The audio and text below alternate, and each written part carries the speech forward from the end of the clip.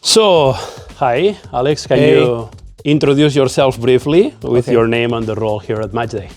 Okay, my name is Alex. Is it?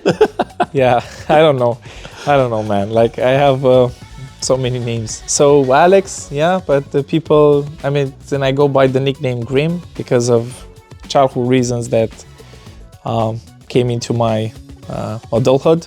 It's like nothing special. And what I do at Matchday, I'm a visual experience designer. Cool. Yeah. Can you explain us a bit what the responsibilities are for you as a senior visual experience designer? So basically, everything that the user interacts with and it gets delighted visually, I guess, I hope, is and should be crafted by myself and my peers. So when it comes to UI or assets, like name a few, the cards, coins, rewards, yeah. Look at me. Sorry, I forgot to tell you. That's my fault. Yeah, like a crest, badges, kits, everything that's just visually tied to our game. Yeah. Mm-hmm. You mentioned cards, right? Yeah. Can you tell me what Matchday cards are and maybe what their role is in the game? Okay, that's more. So the mechanic role, that's more for our economist Ivan or for game designer. Mm-hmm. I could say but I'm going to be biased because I'm a designer. So I think there are core mechanic. There are core. Sorry to repeat myself. Core mechanic to our game, intricate, and I think the game is built around the cards. We didn't build a game and then, let's add some cards. We had the cards, we know those are our collectibles. On those cards, we have licenses for players, like world-renowned players, and so, they just dictate everything that happens in our game, from like trading to building your squad to, I don't know, fixing up injuries, building chemistry. It's like, I don't know, everything. To me, the cards are the game. The cards is Matchday. So creating them is pretty important, right? And designing them is pretty important. Yeah. Can you walk us through your process of designing the cards from the first concept to the final delivery? Yeah, sure. I'd love to. So splitting the cards, you have to split it like at 3 parts. So this is my process, right? You have the UX part, you have the game design part, basically all the requirements what the game designer wants the card to function like. I want traits, I want, upgrades in the card, or I want the card to change if this happens to it, and so on and so forth. So that's the game design part. Then you have the UX part, which is layout, typography, legibility, contrast issues, and stuff like that. And then there's the most beautiful part, in my opinion, which is the artwork. And that's a heavy process of its own. I think the first to mention, they're way more easier. Again, very subjective since I'm an artist. Easier to crack. When it comes to designing the artwork for the cards, the entire process, you create a mood board. You want to align on the sense, look and feel, the material you're going to use, how many layers, if they're 3D, not 3D, how 3D they are, like how much do you want to push the envelope and why. So it all comes back with, you have no idea initially, right? But you draw from, you have this wonderful world of football that you draw from. So there's a lot of inspiration to draw from, luckily. So you build a mood board, and that eventually transitions into a story.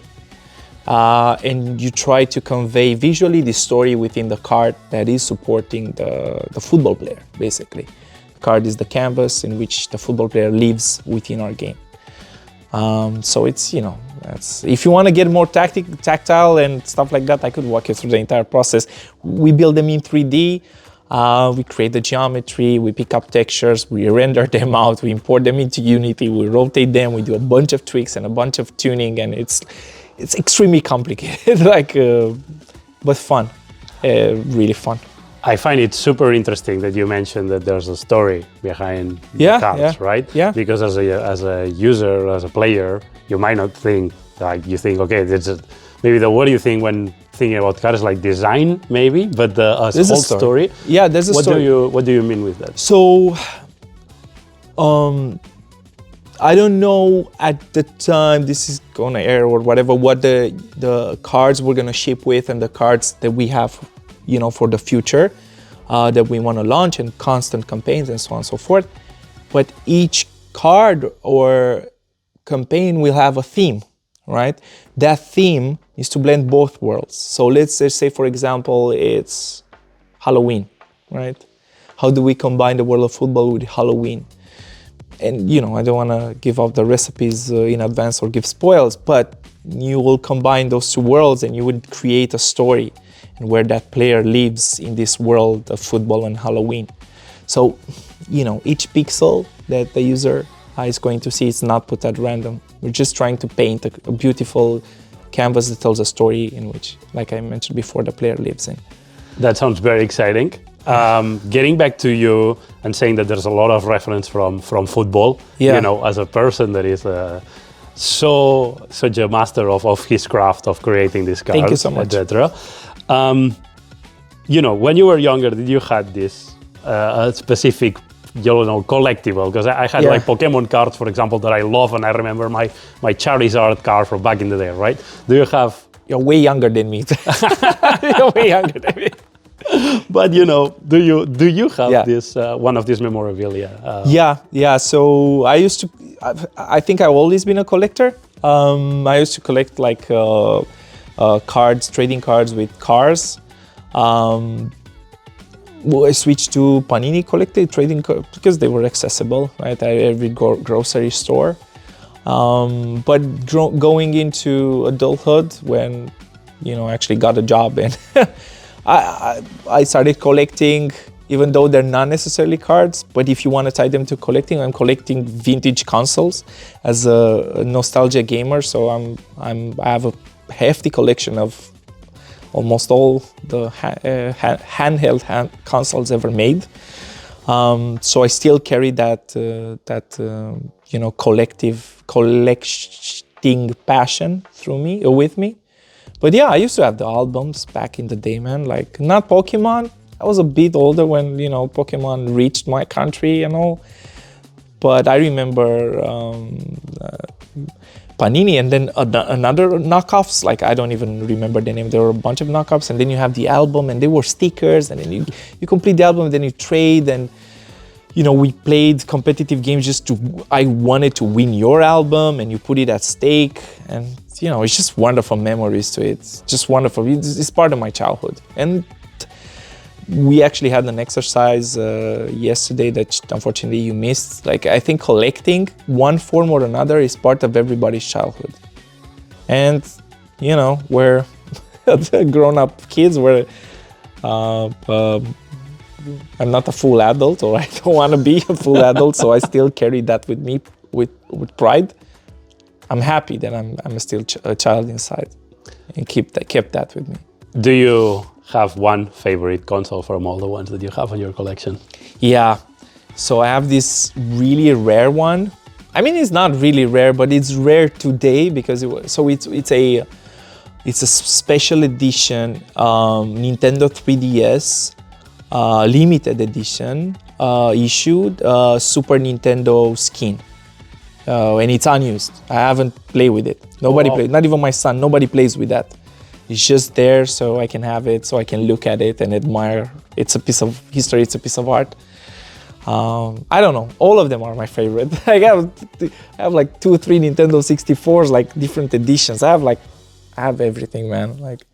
But I can answer you this. What's my holy grail? My holy grail is Sony PlayStation. The console Sony PlayStation, and not a lot of people are aware of this, but not Sony PlayStation, sorry. Oh my God. Nintendo PlayStation. Yes, exactly. Yeah, I see your face. Not a lot of people know that there's a console out there made by Nintendo and Sony. And it's called Nintendo PlayStation. I think like there's 4 or 5 of them. Yeah. That's a huge part of history and games. Do you own that one? No, I don't. That's my holy grail. I want to own that one day. I want to own that console one day. Is it a goal from the cards to encourage this same kind of feelings that you have for your Nintendo 3DS and also for your Holy Grail, right? And if it is, how do you feel that you can achieve that? That you can. So I don't feel like it's a goal. I'm building this with the goal in mind that I want to be contagious with the cards so that people will have the same passion as myself. I'm thinking of building these items, these cards, this what you want to call them, and create them within our world, Matchday world, because I know people want to collect something, and especially football fans, and not only, right? When I was really young, I sucked at sports. I wasn't even a football fan when I was like 8, but I was still collecting football player cards. I think it transcends, man. So yeah, I'm building this because I'm pretty certain everybody wants to collect. And our demographic and audience, we want to cast a wide net. We want to be really inclusive. So when it comes to color palettes and stuff like that, we're not going for gritty stuff, like really hardcore stuff. We want to be okay, everybody to like us, because I think art is, objectively, when art is good, it's objectively good. What, you've been involved in some of the most recognizable video game design, right? Specifically also for football. What do you enjoy the most about or what do you enjoy, which difference do you enjoy the most about the project of Matchday on your daily work, on a daily basis? Going into territories of comparison. Or just the, you don't need to frame it in a comparison. I don't want to frame it to a comparison. I mean, each working place or whatever comes with its own benefits. What I can tell you this, what really I got struck when I first met the Matchday team, how fun everybody is. It just surprised me. I was like, and smart, really smart. Everybody's a senior here. Everybody has a lot of experience here. So to me, subjectively, sneakily, it's the first impression was like, oh my God, I'm gonna learn so much from these people, because just experience from across a huge spectrum of gaming studios. And so I'm gonna accumulate that priceless knowledge. And then the game we're building, man, it's super fun. It's super fun, and I feel so creative, alive. There's no restriction. Do you know how rare that is for a designer, somebody to tell him there's no limit? Do whatever you think, do whatever you want. I don't know, I feel blessed. I'm happy. That's awesome to hear. Yeah. That doesn't get better than that. Last question. Imagine 12 months from now, we have launched. Hopefully there's mass adoption, right, of the game, and it's a huge success. You are on Matchday Discord, and you're reading about cards, right, and the opinions of people. What's the ideal comment that you would like to read regarding the card designs? Yeah. So back at the other company that I used to work at, when we launched cards and campaigns, I used to go on Reddit and everywhere, and we read the comments on Twitter, and the comments were overwhelmingly positive. And I don't know, we got such a sense of accomplishment. It wasn't feeding ego or something, it was just a sense of accomplishment. So if I were to go there, even though it's gonna sound like cheesy, I would love people to say, oh my God, this is dope, to say just that, this is dope, this is amazing. I don't want people to go in depth and analyze the art. I just want them to notice it. If people notice the art and they are delighted by it, my mission is completed. And I want them to say, this is dope. Well, I think internally, you're already getting that. It's dope. I'm very, very sure Thank you that so the much. I community is appreciate that. I'm happy. I was super stoked. Everybody liked the first version. I'm really stoked about what we're building right now here, and I hope everybody will love it. Out of script, don't feel obligated to answer this. I know you have like great plans and like some groundbreaking stuff about the cards. Yeah.